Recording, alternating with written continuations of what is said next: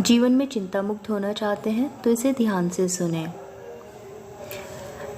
इस दुनिया में ऐसा कोई भी इंसान नहीं है जिसको कोई परेशानी या चिंता ना हो, और दुनिया में ऐसी कोई भी परेशानी या चिंता नहीं है जिसका कोई हल ना हो। पुरानी कहावत है कि चिंता चिता के समान होती है, क्योंकि चिता मुर्दों को जलाती है और चिंता जीवित इंसान को जला देती है।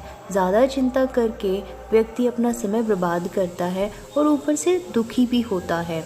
अगर चिंता करने से कोई परेशानी हल होती है तो चिंता ज़रूर करनी चाहिए, लेकिन यकीन मानिए ऐसा कुछ भी नहीं होता। दोस्तों, आज हम एक ऐसी कहानी सुनाने जा रहे हैं जिसको सुनकर आप सभी तरह की चिंता से मुक्त हो जाओगे।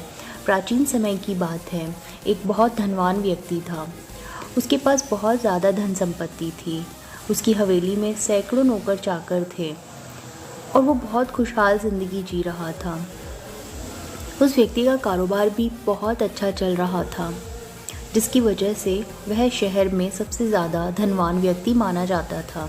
एक दिन उस धनवान व्यक्ति ने अपनी पूरी धन संपत्ति का हिसाब लगाया तो उसे पता चला कि उसके पास इतनी ही धन संपत्ति है जिससे उसकी एक पीढ़ी तक खा सकती है। उसके दिमाग में यह आया कि मेरे बच्चों के बच्चों का क्या होगा। वह धनवान व्यक्ति यह बात सोचकर बहुत परेशान हो गया और दिन रात इसी चिंता में खोया रहने लगा कि उन दिनों में भगवान गौतम उस शहर से जा रहे थे।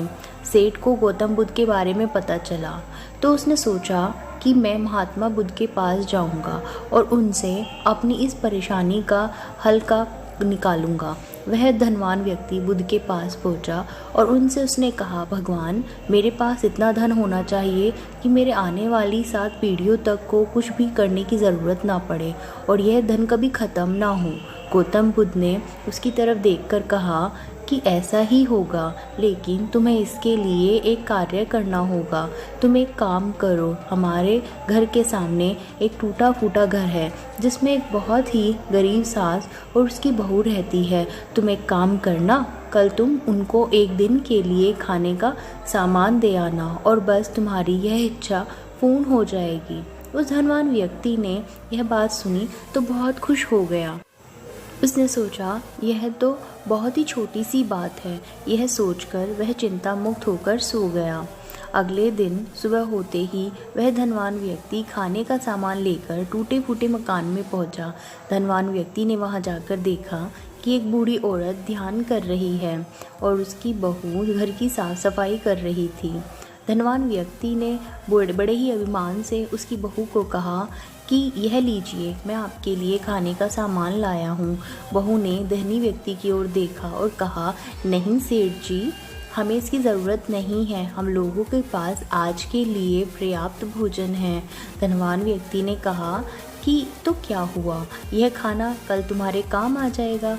बहू ने उसकी बात सुनी और कहा, नहीं सेठ जी, हम कभी भी अगले दिन के लिए भोजन इकट्ठा करके नहीं रखते।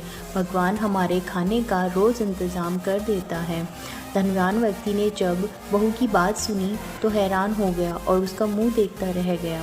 धनवान व्यक्ति ने सोचा कि यह लोग तो मेरे से भी ज़्यादा धनवान हैं, जो कल की चिंता ही नहीं करते, और दूसरी तरफ मैं हूँ जो अपनी 7 पीढ़ियों के लिए परेशान हो रहा हूँ। धनवान व्यक्ति की समझ में सब कुछ आ गया और उसके अंदर ज़्यादा धन प्राप्ति की लालसा नहीं रही। वह व्यक्ति महात्मा बुद्ध की बात समझ गया। दोस्तों, इस कहानी से हमें यह सीख मिलती है कि हमें कभी भी कल के लिए परेशान नहीं होना चाहिए।